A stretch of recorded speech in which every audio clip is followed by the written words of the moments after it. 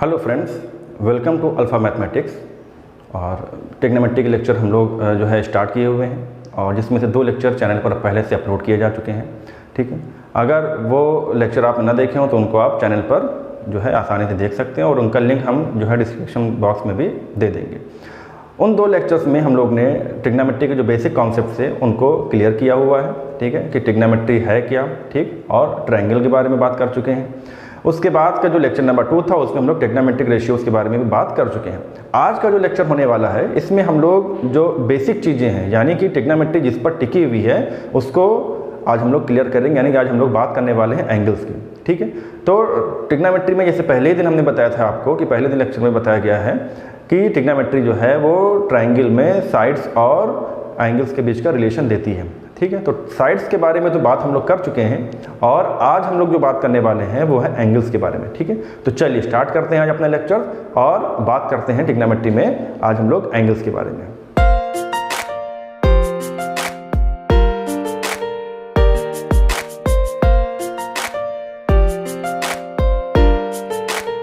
तो अगर आपको एंगल का बेसिक कॉन्सेप्ट समझना है तो एंगल वास्तव में है क्या। देखिए, एंगल जो है ना वो क्या है, बस एक लाइंस का रोटेशन है। एंगल का बेसिक कॉन्सेप्ट क्या है कि एंगल लाइन का रोटेशन है। जैसे बात करें अगर हम लोग एंगल की, तो एंगल के लिए हमको चाहिए एक लाइन। ठीक है, एंगल हमेशा रे से बनता है या स्ट्रेट लाइन से बनता है। ठीक है, अगर आपके पास कोई कर्व लाइन है तो वहाँ पर आप एंगल को डिफाइन नहीं कर पाएंगे, इसलिए हमेशा क्या होना चाहिए, लाइन के ही जो है एंगल का बनता है। तो एक लाइन मान लिया कि हमारे पास ये है।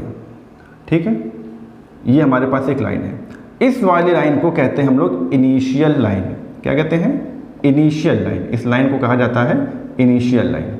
ठीक है, और इसी अगर इनिशियल लाइन का ये जो है इनिशियल पॉइंट है, जहाँ से रे शुरू हो रही है या जहाँ से लाइन शुरू हो रही है उसको हम लोग कहेंगे क्या, इनिशियल पॉइंट। और अगर इसी लाइन को रोटेट किया जाए, इसी लाइन को इस इनिशियल पॉइंट पर फिक्स करते हुए इसको क्या करते हैं हम लोग, इसको रोटेट करते हैं। मान लिया कि रोटेट करने के बाद ये पॉइंट यहाँ, ये लाइन यहाँ पहुँच गई।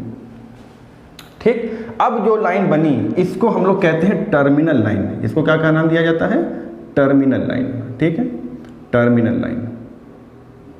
ठीक, इनिशियल लाइन जो लाइन आपके पास शुरुआत में थी, और टर्मिनल लाइन जिसको आपने क्या किया है, रोटेट किया है इनिशियल लाइन के इनिशियल पॉइंट के रिस्पेक्ट में।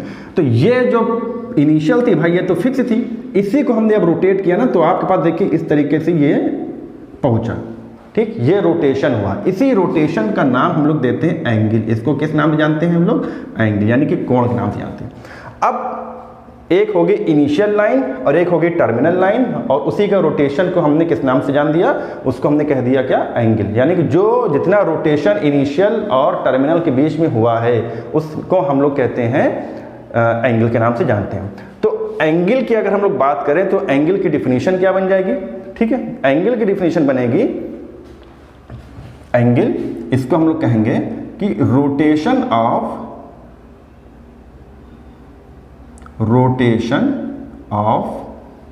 Initial line, rotation of initial line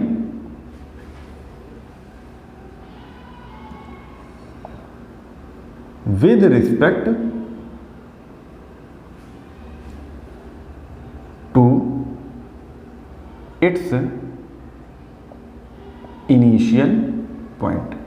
ठीक है, rotation of initial line with respect to its initial point. इसी को हम लोग किस नाम से जानते हैं, इसी को हम लोग जानते हैं कि ये कि इनिशियल लाइन के रिस्पेक्ट में जो लाइन हम लोग ने रोटेट कराई है उसी को क्या किस नाम से जानते हैं, उसी को हम लोग एंगल के नाम से जानते हैं। ठीक है, अब ये होगी हमारे पास गिवन रे थी भाई, इसको हमने घुमा दिया तो ये जहां पहुंची उसका नाम अब बदल के टर्मिनल लाइन हो गया, और जो शुरुआत में जो आपके पास रे थी, जो लाइन थी, उसको हम लोग ने क्या नाम दे रखा है, इनिशियल लाइन दे रखा है। ठीक, तो rotation of initial line with respect to its initial point, इसी को हम लोग क्या नाम देते हैं, एंगल के नाम से जानते हैं। अब एंगल की भाई डिफिनीशन होगी हमारे पास। ठीक है, अगर हम लोग बात करें, जैसे आप लोग ने छोटी क्लासेस में एंगल को नापने के कई सारे तरीके होते थे। ठीक है, जैसे हम लोग एंगल को हम लोग नापते थे प्रोट्रैक्टर से नाप सकते थे। ठीक है, फिर उसके बाद जो है उसके अब हम लोग बात करते हैं मेजरमेंट ऑफ एंगल।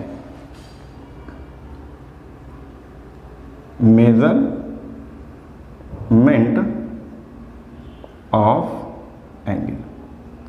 ठीक, एंगल को नापना है आपको। भाई ये तो पता चल गया कि हाँ कि ये घूम गई इतनी। हर चीज़ को, जितनी भी चीज़ें हैं या जितनी भी क्वांटिटीज़ हैं, फिजिकल क्वांटिटीज़ हैं, उन सब को नापने के क्या होते हैं, उनको मेज़र करने के तरीके होते हैं। ठीक है, उनके कुछ ना कुछ यूनिट्स होते हैं।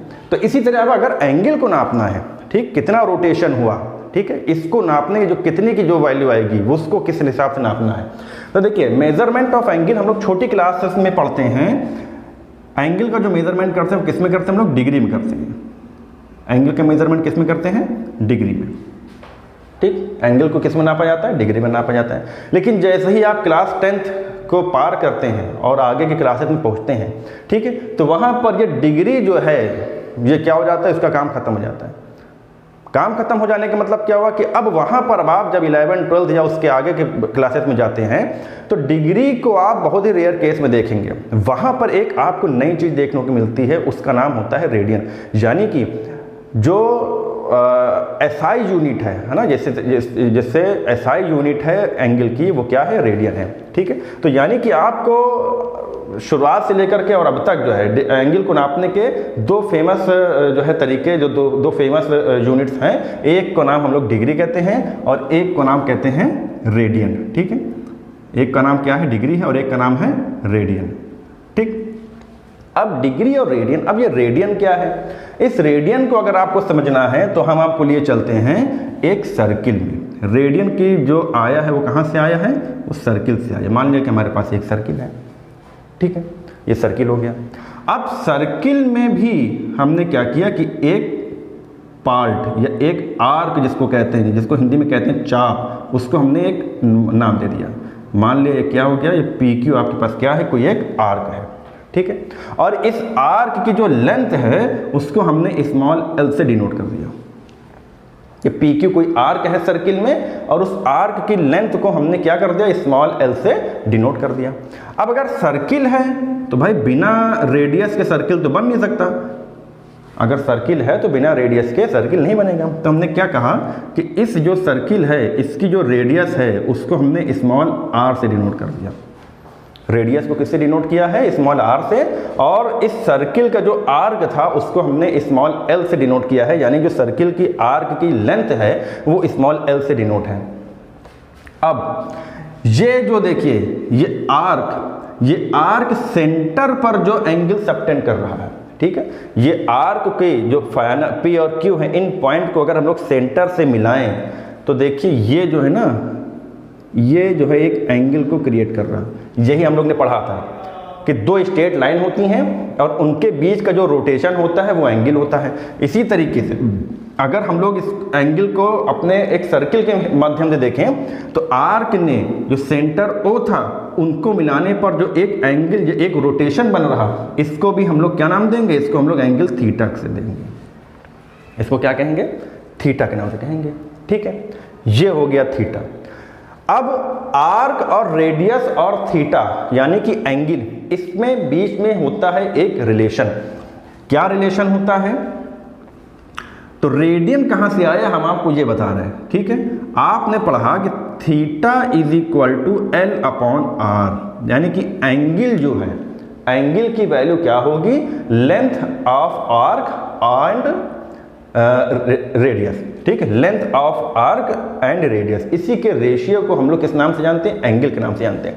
अब एंगल का जो है मेजरमेंट हमने क्या बताया, या तो डिग्री होगा या तो रेडियन होगा। ठीक है, अब रेडियन कैसे आया, ये देखिए लेंथ ऑफ आर्क, लेंथ जो है वो भी आपको मीटर सेंटीमीटर में होगी और रेडियस है वो भी मीटर सेंटीमीटर में होगी। ठीक है, अब अगर इनका रेशियो निकाला जाए, ये भी मीटर में है ये भी मीटर में है, तो यानी कि दोनों से मीटर का काम खत्म हो गया।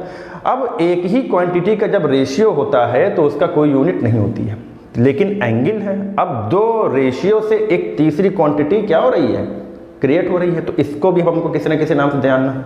तो इस जब ये सिस्टम बनाते हैं हम लोग, तो यहाँ पर जो एंगल निकल करके आता है उसका जो मेजरमेंट होता है वो रेडियन में होता है। किस में होता है, रेडियन में होता है। ठीक है, तो दो चीज़ें पढ़ी। एक चीज़ क्या पढ़ी कि जब इनिशियल लाइन को रोटेट करते हैं और टर्मिनल लाइन पर पहुंचाते हैं और फिर दोनों के बीच का जो रोटेशन है उसको हम लोग एंगल के नाम से जानते हैं। ठीक है, अब ये एंगल जो है वो डिग्री में भी हो सकता है और हम लोग मेजरमेंट कर सकते हैं रेडियन में भी। अभी हम आगे बताएंगे आपको कि डिग्री और रेडियन में कैसे आपस में कनेक्शन होता है। रेडियन कैसे आया? रेडियन का मतलब उसके लिए हमने क्या लिया कि एक सर्किल लिया और उस सर्किल में एक आर्क को डिनोट कर दिया। आर्क की जो लेंथ थी उसको हमने स्मॉल एल से डिनोट करी है और जो रेडियस है सर्किल की वो आर है। तो थीटा यानी जो एंगल है, जो आर्क सेंटर पर जितना एंगल इंक्लाइन करेगा, सब्सटेंड करेगा, उसको हम लोग क्या बता दिया कि theta is equal to L upon R से उसको हम लोग डिनोट करते हैं। ठीक है, तो यहां पर जो थीटा निकल के आएगा वो क्या आएगा? वो रेडियन में आएगा। थीटा किस में आएगा? रेडियन में आएगा। चलिए आगे बढ़ते हैं अब हम लोग। तो ये दो बातें हम लोगों ने क्लियर कर ली कि डिग्री और रेडियन। तो अगर हम लोग बात कर रहे थे डिग्री और रेडियन की, तो रेडियन के बारे में आप क्या बता सकते हैं? रेडियन क्या होता है? ठीक है, रेडियन भी एंगल को नापने की एक यूनिट है and one radian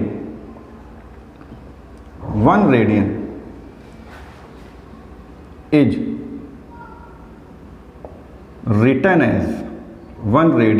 written as angle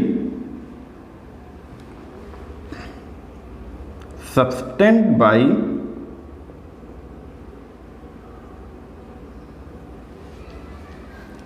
by an arc to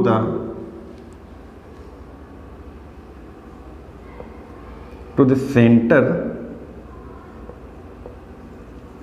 of any circle.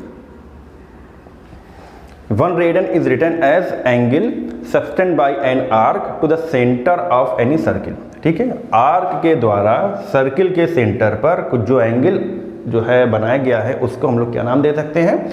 और इसको हम लोग कैसे डिनोट करते थे कि थीटा इज इक्वल टू होता था एल अपॉन आर, यानी कि angle is equal to length of arc, angle is equal to length of arc upon radius of circle, ठीक, length of arc upon radius of circle. ये हो गया हमारे पास कौन? ये हो गए रेडियन। ठीक है, और थीटा में यानी एंगल में, आर्क में और रेडियस में ये आपस में रिलेशन भी होता है। इस पर बेस्ड कई तरीके के क्वेश्चन बनते हैं, आगे हम लोग वो भी देख लेंगे। एक चीज और महत्वपूर्ण बात है वो ये है कि SI unit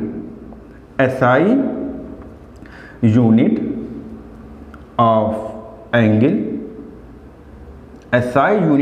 angle is radian, यानी कि जो रेडियन है वो एंगल की एसआई यूनिट होती है। इसीलिए हम लोग क्लास 10th के बाद से जो हमारी बड़ी क्लासेस हैं उसमें रेडियन को ज़्यादा महत्व देते हैं डिग्री की अपेक्षा। ठीक है, और इसको डिनोट कैसे करना है? जैसे एग्जांपल के तौर पर आपको हमने बताया कि जो आर्क है यानी जो आर्क की लेंथ है वो हो गई आपके पास 4 मीटर, जैसे मान लिया मीटर में ले रहे हैं, और जो रेडियस है वो उसको मान लिया हमने 2 मीटर ले लिया। ठीक है, जो लेंथ ऑफ रेडियस है वो आपने 2 मीटर ले लिया और जो आपके पास आर्क है वो हमने ले लिया 4 मीटर ले लिया। तो इस बेसिस पर अगर हम लोग एंगल निकालें, थीटा इज इक्वल टू होता है एल अपॉन आर, यानी कि थीटा इज इक्वल टू कितना हो जाएगा? 4/2 डेट इज का 2। देखिए मीटर से मीटर का काम तो खत्म हो जाएगा। अब ये 2 आया है ना, ये 2 रेडियन पढ़ा जाएगा। ये 2 क्या पढ़ा जाएगा? 2 रेडियन। और रेडियन की डिनोट करने के लिए जो भी आया है उसके ऊपर एक छोटा सा सी लगा देते हैं। छोटा सा क्या लगा देते हैं? सी। तो it is denoted by जो भी एंगल आया है उसके ऊपर सी लगा देंगे तो आपको ये क्या बनेगा कि ये जो पता चल जाएगा कि ये मेजरमेंट हो रही है ये रेडियन में हो रही है। ठीक है, और अगर कभी कभी ये भी होता है कि जैसे मान लिया कि 2C लिखा है तो बहुत अच्छी बात है कि भाई क्या क्लियर हो गया कि रेडियन में हो गया। अगर ये C नहीं भी लिखा है, अगर ये सी नहीं भी लिखा है तो भी ये माना जाएगा कि ये जो लिखा हुआ है वो रेडियन में लिखा हुआ है, क्योंकि हम लोगों को बताया गया है कि SI unit of angle is radian. यानी कि अगर कोई एंगल लिखा हुआ है और उसके ऊपर कोई नोटेशन नहीं बना हुआ है तो उसको भी हम लोग क्या कहेंगे कि वो रेडियन में ही लिखा हुआ है।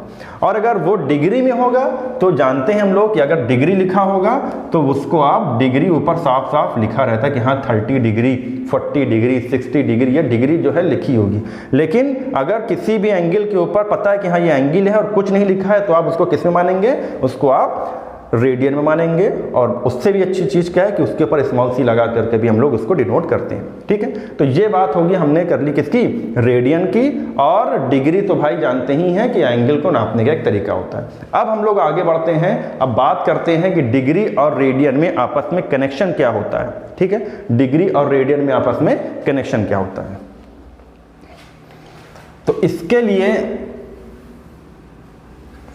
उससे पहले एक और आपको जानकारी होनी चाहिए कि एंगल को नापते कैसे हैं। ये तो पता चल गया कि भाई किस एंगल को जो है किस यूनिट में डिनोट किया जाता है। तो बात करते हैं कि एंगल को नापा कैसे जाता है। ठीक है, तो उसमें भी क्या होता है कि कई तरीके की चीज़ें हैं, समझते हैं। ठीक, जैसे मान लिया कि आपके पास ये एक इनिशियल लाइन थी और रोटेट करके आप इस पर पहुंच गए। किस पर पहुंच गए? एक एंगल बनाया और टर्मिनल लाइन पर पहुंच गए। ये एंगल बना हुआ, देखिए ये इनिशियल लाइन ये है हमारी, ये हमारी है इनिशियल लाइन। ठीक है, इसी को हमने घुमा करके घुमाया है। अब ये जो हम घुमा रहे हैं यानी इस डायरेक्शन में जो घुमा रहे हैं, इस डायरेक्शन में घुमा रहे हैं, इसको हम लोग कहते हैं एंटी क्लॉकवाइज। इसको क्या कहते हैं? Anti clockwise direction, anti clockwise direction. इसको एक नाम और से जानते हैं या इसको कहते हैं काउंटर क्लॉकवाइज,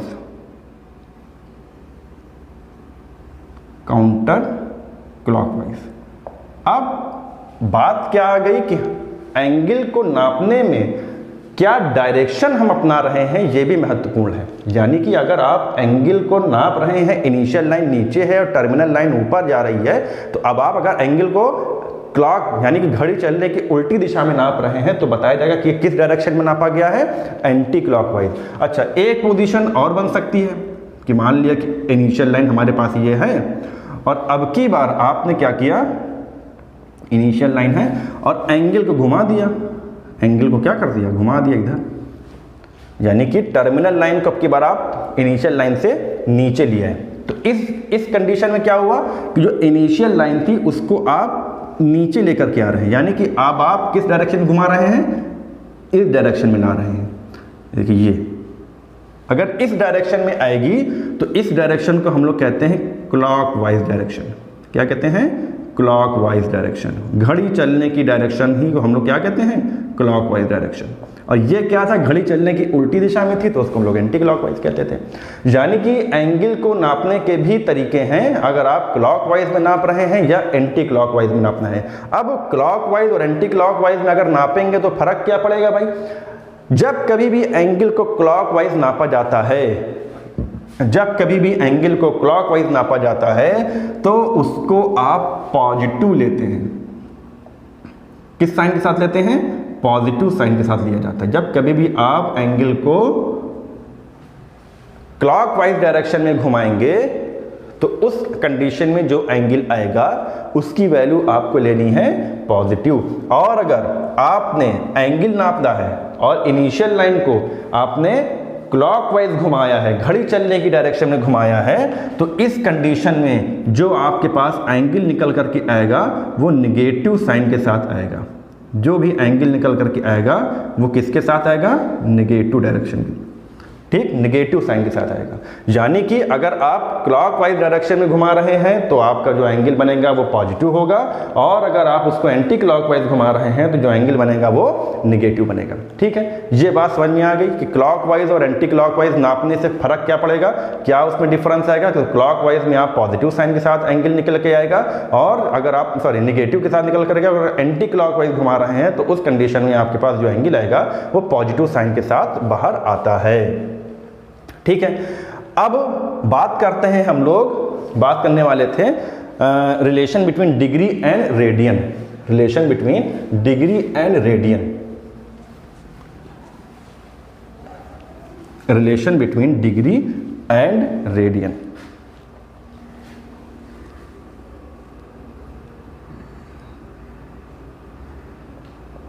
रिलेशन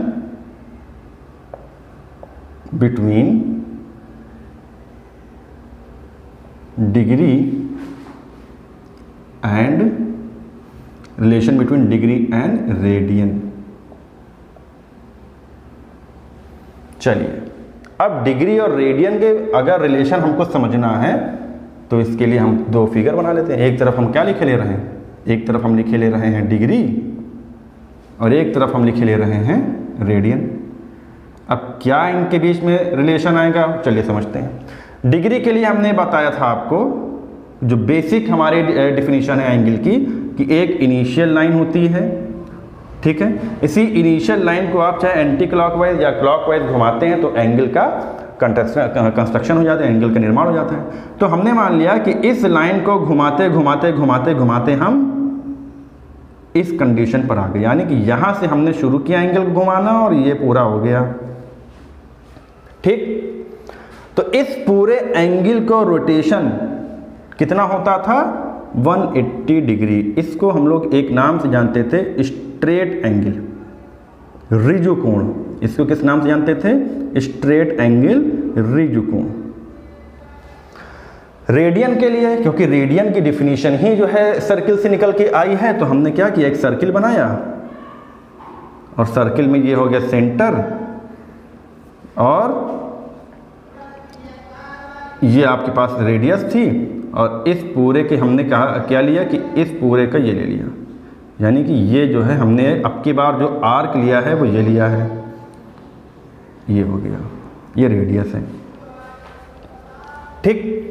अब की बार जो आर्क है, जो हमने रेडियस को भी हमने क्या कर लिया, एकदम स्ट्रेट ले लिया, ठीक। यानी कि ये जो रेडियस है अब ये डायमीटर का काम करने लगी, ये जो PQ है वो क्या करने लगा है, डायमीटर का काम करने लगा है। तो इस बिहाफ पर हम ये कह सकते हैं कि हमारे पास जो आर्क है PQ, अब ये आर्क नहीं रहा, अब ये क्या हो गया, एक सेमी सर्किल हो गया। आर्क बढ़ा होकर के क्या बन गया, सेमी सर्किल हो गया। अब आप लोग ने पढ़ रखा है कि सरकमफ्रेंस ऑफ